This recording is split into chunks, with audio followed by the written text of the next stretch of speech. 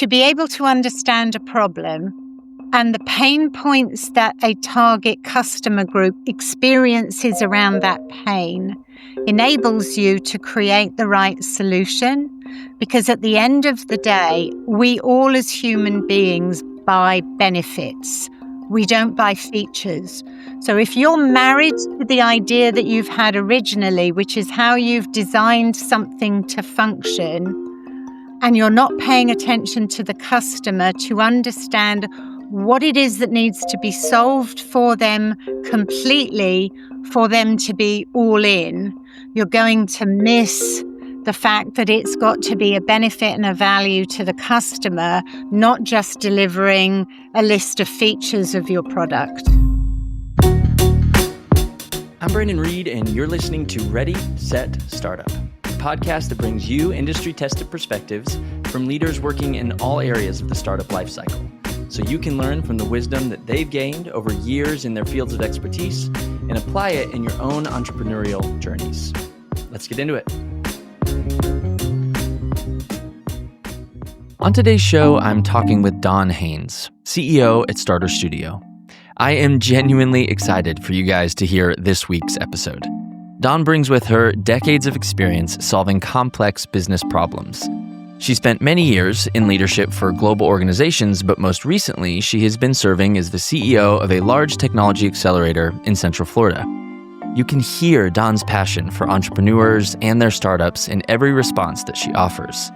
She's dedicated her career to ensuring that her team at Stardust Studio is effectively equipping founders with every tool they need to be successful.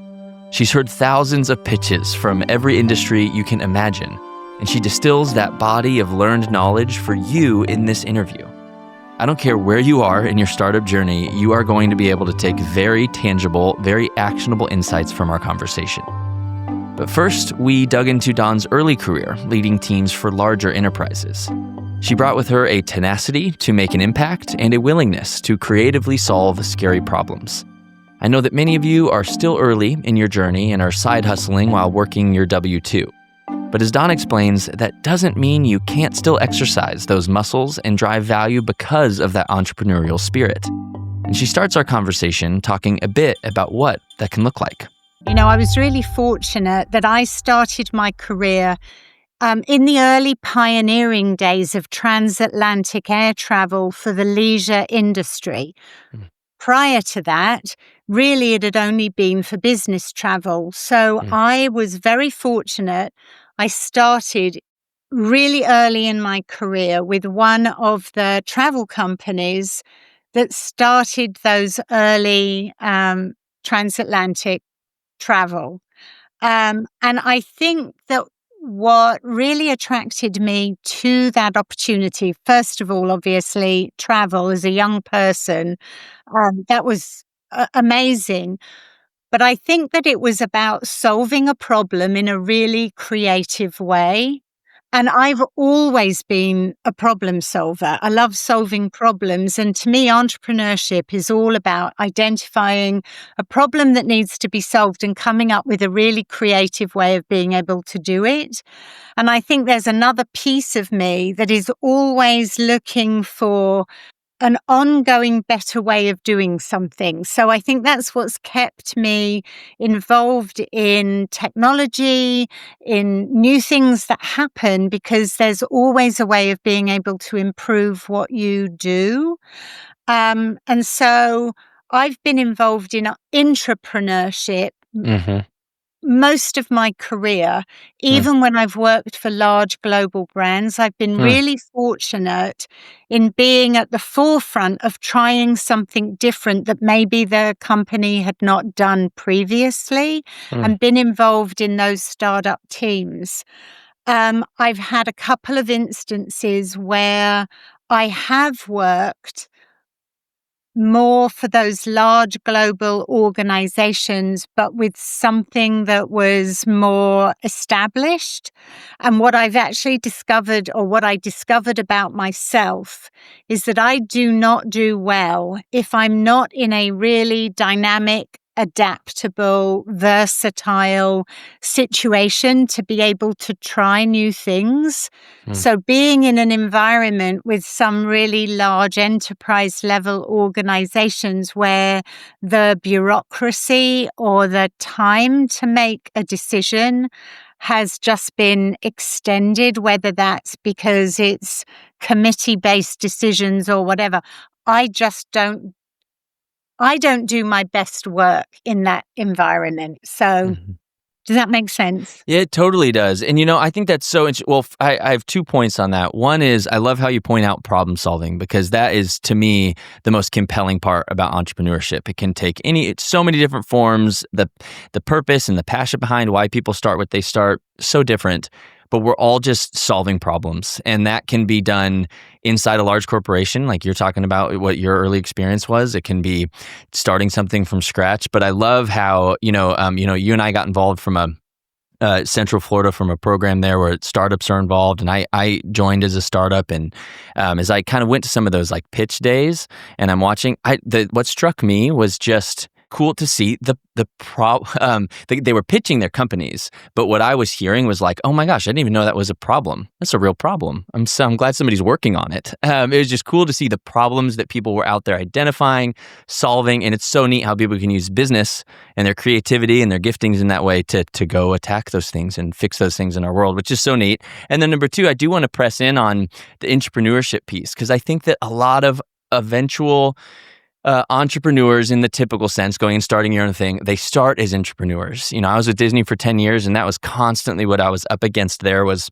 how do I do something maybe a little bit quicker, maybe a little bit more disruptively or creatively, and within a large structure, that's difficult. So I do want to hear a little bit more about how you found success doing that. I think a lot of my listeners who are working on something on the side or thinking about taking the leap are in a larger company trying to flex that muscle and are hitting that bureaucracy and having those issues. So how did you find success doing that and getting them to listen and hear and help you to do that?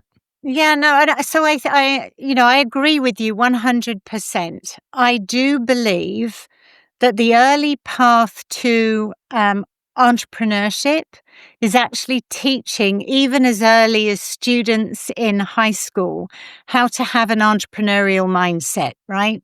Which is all about problem solving. And I think that if we can help people understand what that problem solving mindset are, we create, first of all, better employees for larger organizations.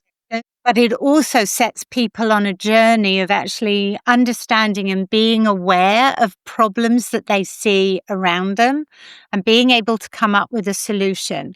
I think that was one of the things that I learned early on, is that if you can see a problem and you've got a way of being able to use creativity, think outside of the box in the way that things are already done for a better solution that is more efficient, more effective, and potentially saves the company money, then that's the way to be able to approach it.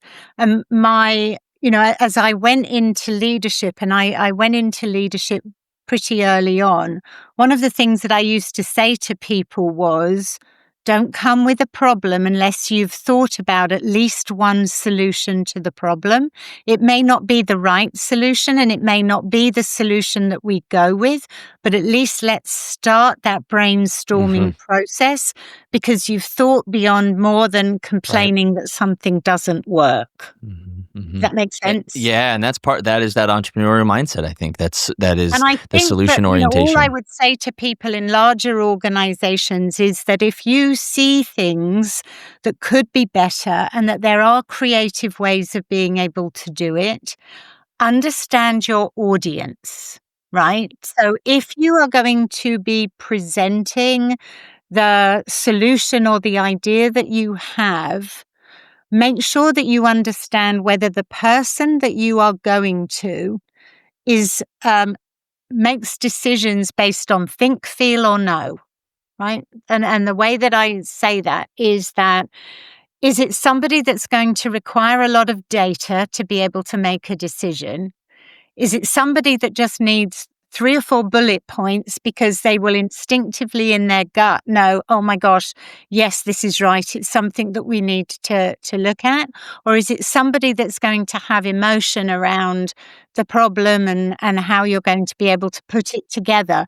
Because how you present the information that you have is going to make a really big difference in terms of whether or not you get a green light for it. So one of the things that I learned very early on was to understand which of my bosses needed lots of information or actually needed 3 bullet points on an email. And it made an enormous difference to the outcome of the ideas and the solutions that we implemented. Yeah, that's awesome. Know your audience. I think that's really, really relevant.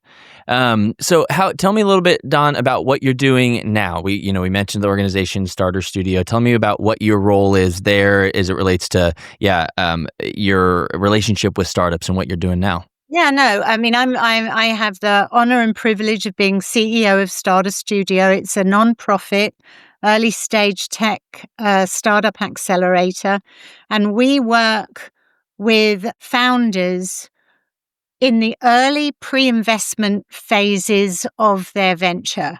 So everything from, and I have an idea, but I don't know what to do with it, through building the early foundations of a sustainable, scalable business, all the way through to helping them get prepared to have those early and first investor conversations.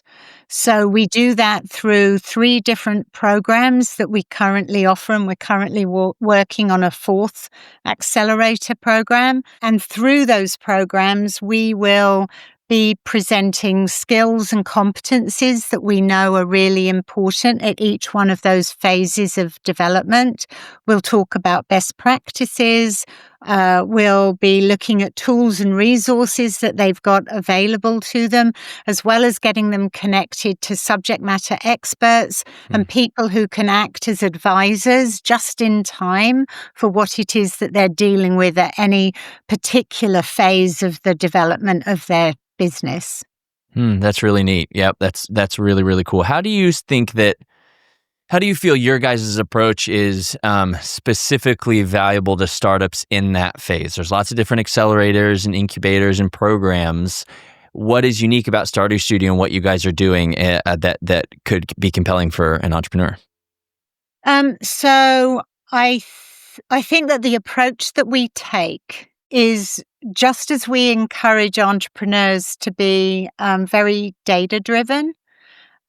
We've looked at the top 20 reasons that 2 out of 3 technology startups fail, right? I mean, that's a pretty sobering statistic, right?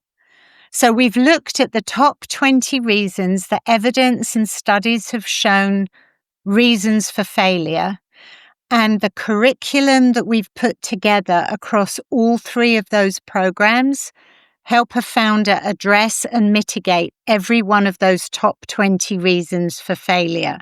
So although it's not a guarantee of success, it certainly ups the odds in a founder's favor if they are aware of and they understand what causes those failure points and how to actually do something different to be able to address them and give themselves the greatest chance of success. I love that. Yeah, the data-driven approach and understanding, hey, this is what we've seen is the barrier to success. So let's attack exactly those. Yeah. Across, you've worked with so many different founders, so many different startups, so many different personalities. What are some things that you see stand out as common traits between the founders that find success in your program and that don't, or just success in their business in general, and the business is working and surviving and not? I think that's a really great question, and I don't think that it is. I don't think it's covered enough. I don't think there's enough conversations about this. Most definitely, resilience and grit. Right? Those 2 things together ensure that somebody is going to be tenacious and they're going to be persistent, and that they are not going to take setbacks as a major issue and it's going to collapse their business. These are also incredibly important traits if you're developing a business, that you're going to be looking for investment, because an investor wants to know that you are in it for the long haul and you're not going to walk away when things get really tough, because we both know that things get really tough when you're an entrepreneur. I think that the other thing is that in those really early phases of the development of a venture, and it is an adventure, so Yeah. um, is that you're open to feedback, right? You're open to coaching, you're open to advice, especially around I always tell early stage entrepreneurs, be married to and passionate about the problem. Don't be married to and passionate about your idea for a solution, because if you do things the right way, you may find that actually there is a pivot that you need to make with your solution to make it fit far more perfectly with what your customers are looking for than the original idea that you had. Yeah, that's really good, and I think that's one of the key things I took away through the curriculum when I was walking through the program in the early pieces was focus on everybody can talk ad nauseum about their solution, and a product owner can talk about every requirement and why it's the best thing out there. But what an investor needs to hear about is, tell me about that big, hairy problem that no one can solve. And then we can talk about how you go out and solve it. And I think that's a really good way to frame it up. I think. Sorry, I Go ahead. don't mean to interrupt, but I think there's an add-on piece to that entrepreneurs need to fully embrace, is that to be able to understand a problem and the pain points that a target customer group experiences around that pain enables you to create the right solution. Because at the end of the day, we all as human beings buy benefits. We don't buy features. So if you're married to the idea that you've had originally, which is how you've designed something to function, and you're not paying attention to the customer to understand what it is that needs to be solved for them completely, for them to be all in, you're going to miss the fact that it's got to be a benefit and a value to the customer, not just delivering a list of features of your product.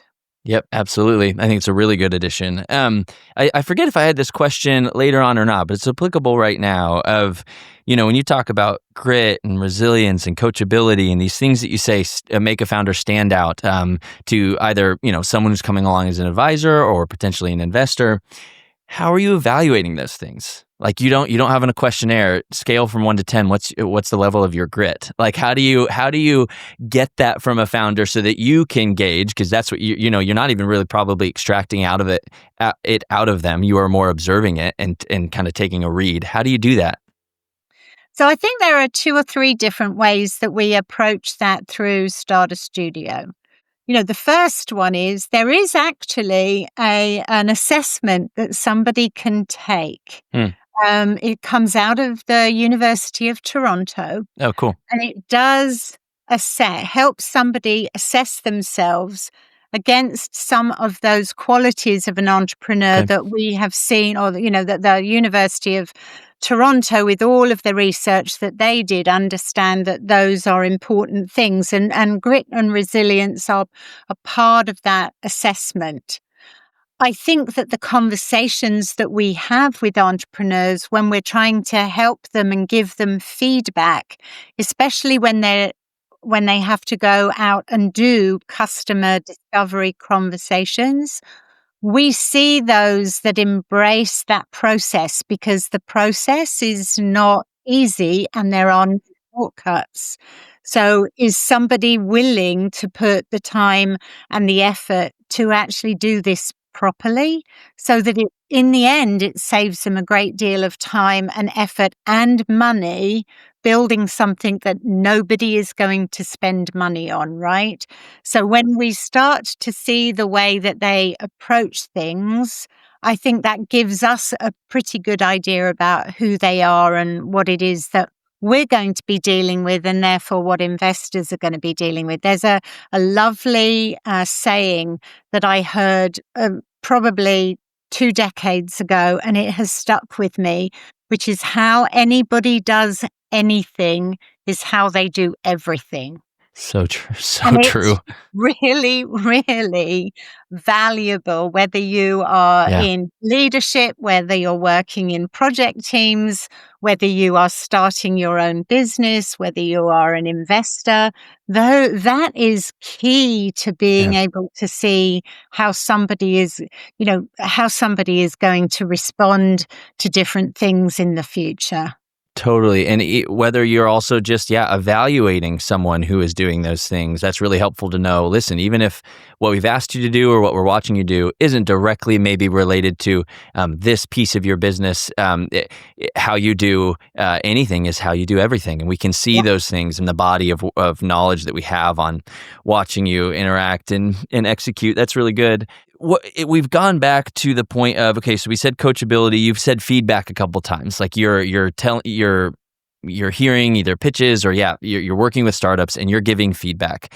What are some effective ways you found as a coach and a guide and a leader of these companies and founders? What are some good ways you found that founders are most likely to accept and even implement the guidance you're giving versus discard it or ignore it? Or what are some of those ways you're communicating so it can really sink in? So I have always found that it is better to be honest, clear, straightforward, candid. But I think that the most important Versus piece. what, Don? What would the opposite of that look like? Are you saying like maybe disguise hard advice or guidance in like, but you're really doing a good job? You're saying just be clear about what needs to happen. Yeah, I mean, I think that it is incredibly important to be able to give positivity Sure. and positive feedback where that feedback is due. Yeah. I think I've seen far too many times that people, in an attempt to be kind, Yeah, totally. and I think there's a really big difference between being kind and being empathetic. So Hmm. feedback has always got to be given with a level of empathy to it, because you need to understand what that entrepreneur is going through, right? But the last thing that an entrepreneur really needs for it to be useful is for the feedback to be ambiguous or for it to be couched in fluffy language that they have no way to be able to do anything with it. So I think that for me, if you can start with the why, right? So contextualize why that feedback is being given, then you've got the ability to be able to then go into succinct and clear information about what it is. And then if they're willing and open for the how, then you can actually put the tangible steps in place for how they could do something a little differently. And hopefully, if they're willing to do those things, there's a reward at the end of it because it's going to be a better outcome. But, I think all of us at Stardust Studio in the leadership team, we have this thing that is, look, we've all got 40 plus years of experience in doing these things and or working alongside founders. This is what we've learned from our experience. Hopefully, the amount of years that we've got allow us to have a little bit of wisdom around these things. We're just sharing this with you because it's what we see.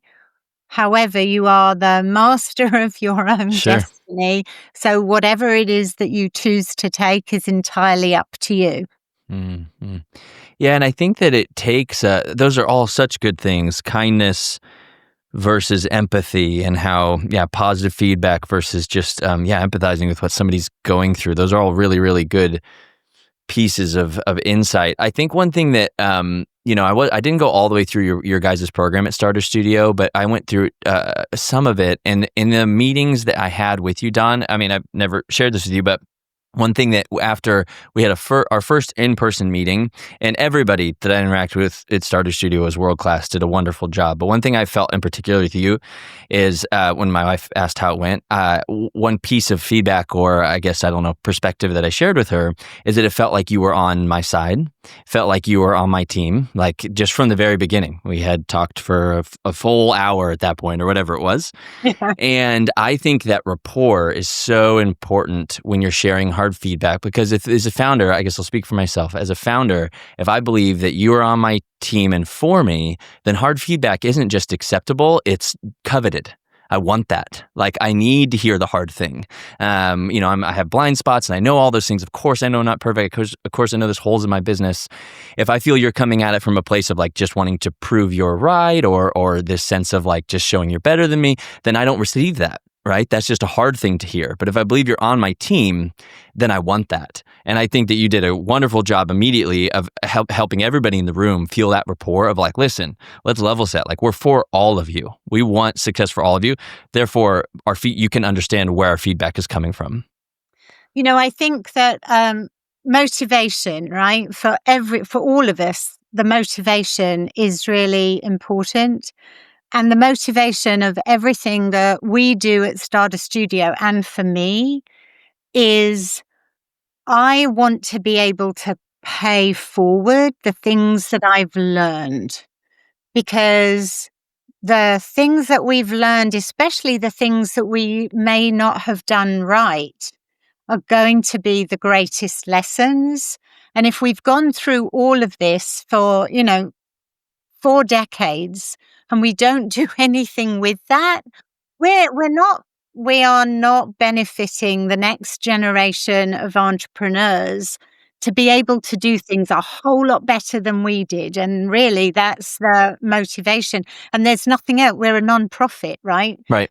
There's no other agenda. So this next question, actually, I have, it's kind of two parts, two sides of a coin. And that's, as you work with founders and you've had your hands on so many startups over the years, I'm curious to know what, in your experience, has been a question that founders are not asking enough, but they need to be. And what is a question that founders do ask you the most? Like, what do you get the most of as they come on board and you're working with them? So I'm going to answer the first one first. Okay, which one that they don't ask enough of? What they ask us a lot. Okay, great. Let's do that. Is how do they get in front of investors to be able to pitch their idea? So now let me go back to the other one, which is the questions that I don't think they ask themselves enough. And it's not just one question, it's sort of a compounded question. Number one, and you're going to see a theme to this, Brandon. What is the really significant problem that I've identified and I am looking to solve? Who experiences that problem? How do they experience that problem? I.e., what are their specific pain points? Yep. And are all of those things significant enough that it warrants a paid-for solution? And I know that's multiple questions, but it's all the same thing. And it is the number one reason that those startups that we talked about that fail, because there's no market need for their idea, because they've not come at it from the correct perspective, right? So all of those questions lead you through a path that takes you to the ability to create a solution that somebody wants. I've heard you mention a couple times a piece of this that you hear a lot about. Yes, focus on the problem. I think you guys did actually focused even a little bit more on it, which I learned from and appreciated. Of what is the problem? Focus on the problem. That makes sense. I've heard that some. The piece that you've touched on a little bit more that maybe is atypical from the people I interview on the show is focusing on the market, on the people who have the problem.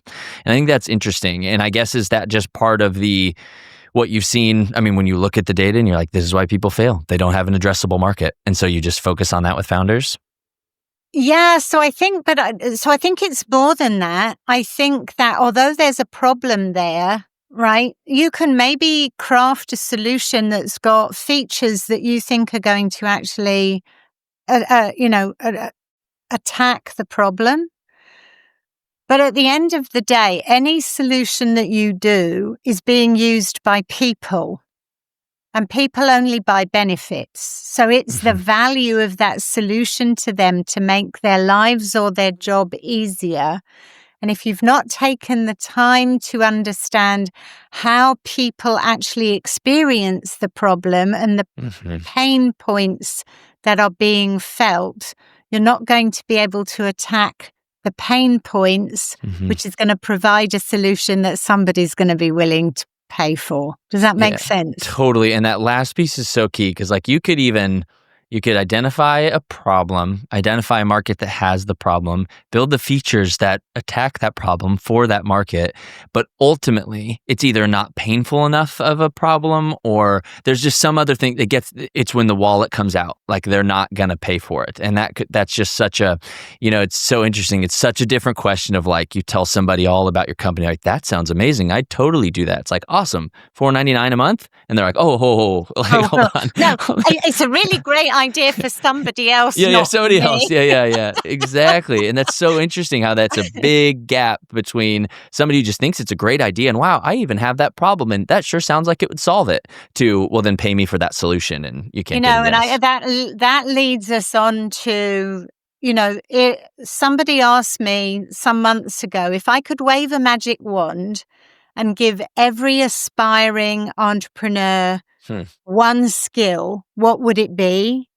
It would be the ability to do absolutely stellar customer discovery.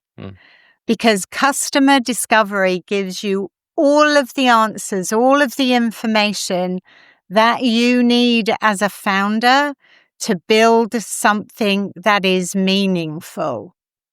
So not only are you looking for a problem that needs a morphine level intervention rather than an aspirin level intervention, you also have to understand how individual people truly experience the problem and what they're currently doing to solve it. Right. Because, just because there's no direct competitor in your marketplace, people are actually quite entrepreneurial themselves. Totally. Because if they've got a problem, they're going to figure out a way to be able to solve it in their own way, even if it's cobbling, 5 or 6 different things together. And that workaround may actually be your biggest competition, especially if they're not paying anything for that workaround.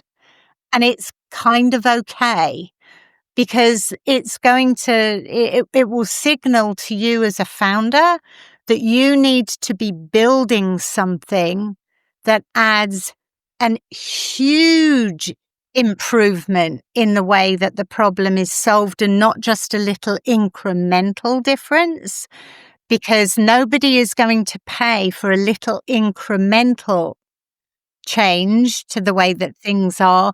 They're going to pay for something spectacular. Yeah, absolutely. And people get tied into their cobbled together solutions. It works for them. They've been using it. And so not only do you have to win them over in several ways, but one of them being, hey, this is so much better than your old solution that stop doing the old thing you're used to and start doing this thing. And that leads into human psychology, right? For most human beings don't enjoy change. So the pain of changing to something new has got to be less than the pain of staying where they are. Yep. And that's Totally. another piece that a lot of entrepreneurs don't take into consideration. Yep. So good. You mentioned that a question you get a lot is, all right, how do I get in front of investors? How do I get investment? Which makes a ton of sense. Let's pivot a little bit to that, because I know a lot of people are interested in your insight in that in particular. And when you're evaluating a startup, as it pertains to like their readiness for investment, what are some of those key elements that you and your team are looking for to make sure they have the green light? You're working with these founders for like, are you ready to go do that next step or not? A lot of times you're putting them in front of investors in your network, and you want to make sure that they're putting their best foot forward and getting the best opportunity to be successful. So as you do that, really my ultimate question is like, what are founders who get funded doing differently than founders who aren't getting funded? What are you looking for? So I think, that's there's a broader conversation to be had here. So I Okay. think it's really important for us, and obviously we're exclusively technology-based companies, right? But you can split technology-based companies into SaaS businesses, so software as a service platforms, and deeper technology. So we're looking at, biotech, space tech, that type of thing. For SaaS businesses, the environment has changed dramatically. Go back 15, 20 years, and SaaS businesses were being invested in before they'd actually proved their product market fit. That's long gone. And the only way for product market fit to be shown as a SaaS business is that you've got customers paying for your product. And the reason that a lot of that has changed is that technology has advanced so much that you've got the ability to be able to bring a SaaS product to market pretty quickly with open source stuff and everything else. You can put an MVP together pretty inexpensively and pretty quickly so that you can put it in the hands of some early customers and traction. So it's really important to be able to show that somebody's willing to pay for your solution because it actually addresses the problem, right? So that's one of the first things that we look for. So any SaaS business that comes to us and doesn't have a product market fit with revenue, they're not ready to go in front of an investor, no matter what anybody says. And that's key, really key. Yeah. For deep tech businesses, it's a little bit different because their technology takes a lot longer to be able to get to a place of commercialization. Right. But what will be good for investors to see is that you're doing paid pilots with your prototype, and or you've got LOIs and commitments to, once that prototype has been tested, if it tests according to the expectations, here are sales contracts for the product. So those are really important in terms of being able to show the traction for product market fit. But then there are other things. How has the founder been able to truly risk assess their business through the eyes of an investor?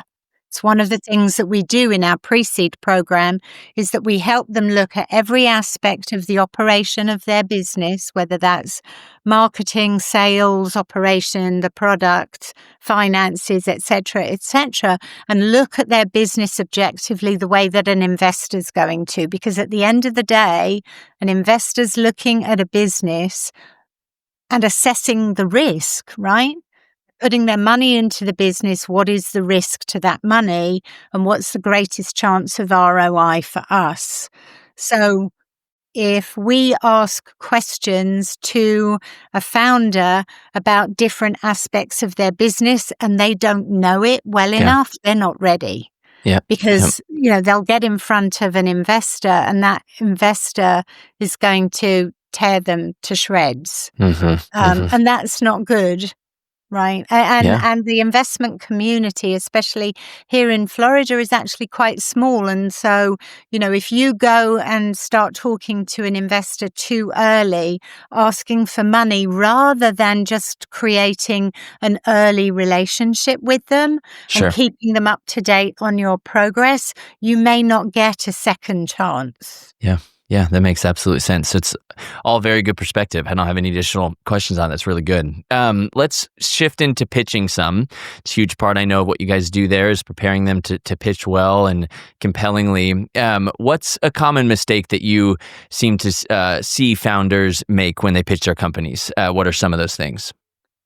Typically, a first pitch, whether it's at a competition, whether it's at a demo day or whatever, is the first pitch, and you usually have maybe 5 or 6 minutes. So you've got a really short period of time to be really, really clear and focus on the thing that's going to get you the next meeting, which is that your unique value proposition so clearly and so well that you can actually communicate that in a very short period of time and not get lost in the weeds of the Right. technology. Yep, totally. That is not the time to go Yeah. deep about your Yeah. technology or the way that your product works. It's Mhm. actually about being able to clearly articulate what your product is, why it is unique, how it solves the problem, for who it's solving the problem for, and it actually addresses all of the pain points, and therefore there's great value and benefit to the customer. Yeah, that's really good. And you know how you're going to make money, right? Yeah. Your business model is really important to that as well. Yeah, for sure. It makes so much sense that when a founder is pressed, that they go back to a very familiar spot of like, well, here's the features, here's the tech, here's the just go into the details of the requirements and all the and to get lost in that because that's very comfortable. 100%. Yep, yep, Yes. yep. I kind of have again a two-part question of as you look at the content that founders usually put into their pitches, what's something that they over-focus on or under-focus on? It feels like you have been saying consistently one of the things that they under-focus on is the problem. They're not focused on the problem enough, but you can either shed more light on that or talk a little about something that they over-focus on that are too worried about and shouldn't be spending that much time on. Yeah, it really is the technology. Okay.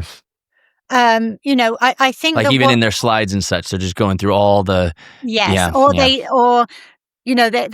get on a roll. Yeah, And as you say, for many technology founders, they could be, scientists, engineers, developers, whatever, and it's their sweet spot. It's their comfort zone. So they're going to go off on that as opposed to remembering that it's all about how are you with your startup delivering value. It's about you in a 5-minute pitch.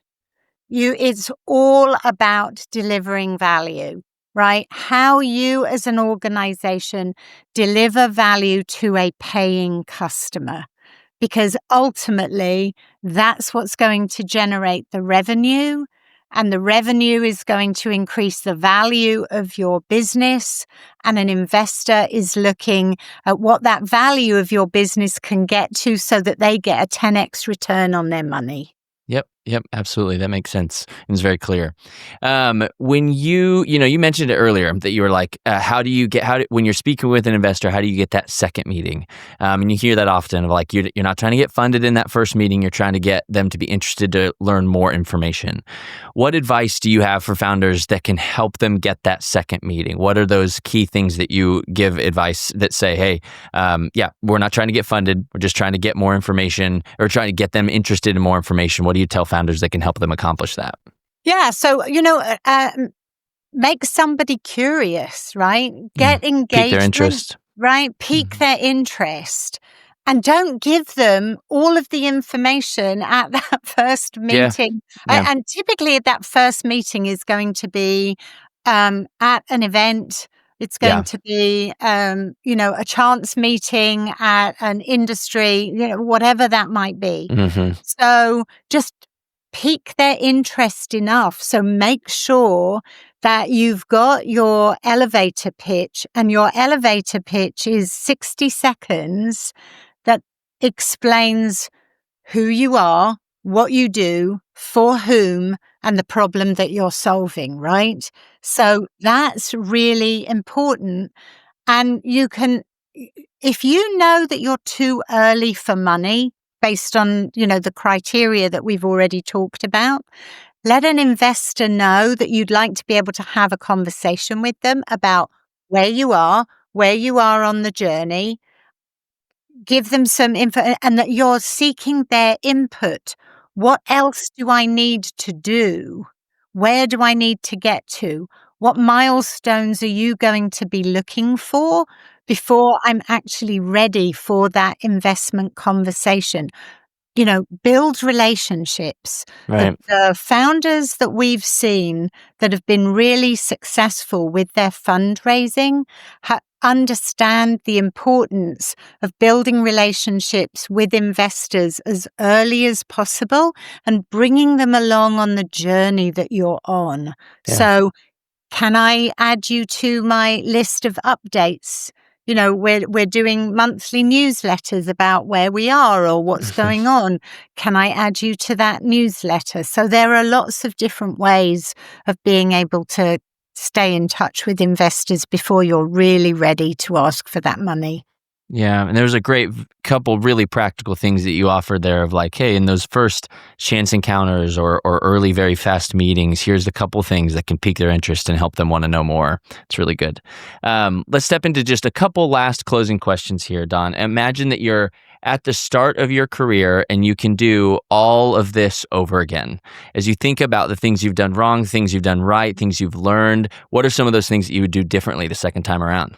Yeah, I mean, that's a loaded question. It is. It is. Honestly, if I had known 40 years ago what I know now, and the things that I am the most passionate about 25, 30 years ago, I Mm-hmm. got really interested in human psychology.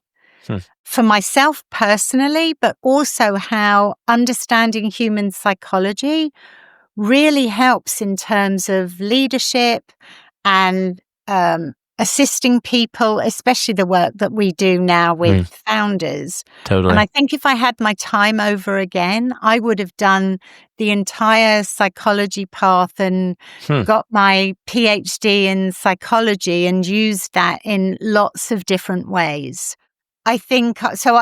Would I still be doing a lot of this entrepreneurial work? 100%, because it's what I'm passionate about. So problem solving and the creative ways that you can come at problems. But I think I might have taken a different path to get there rather than doing my MBA. Yeah, and equipped yourself with the tools it sounds like you found to be the most helpful to accomplish that mission. Oh my gosh, absolutely. Yeah. And I found myself in leadership in my 20s for a really large global organization.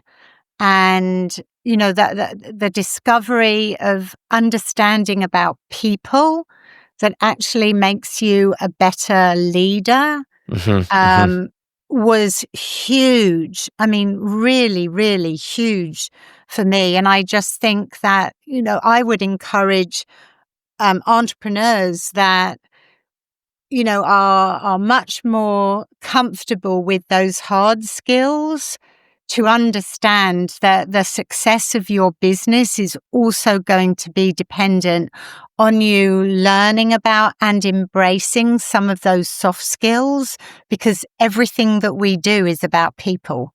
So true. Yeah, that's really well said.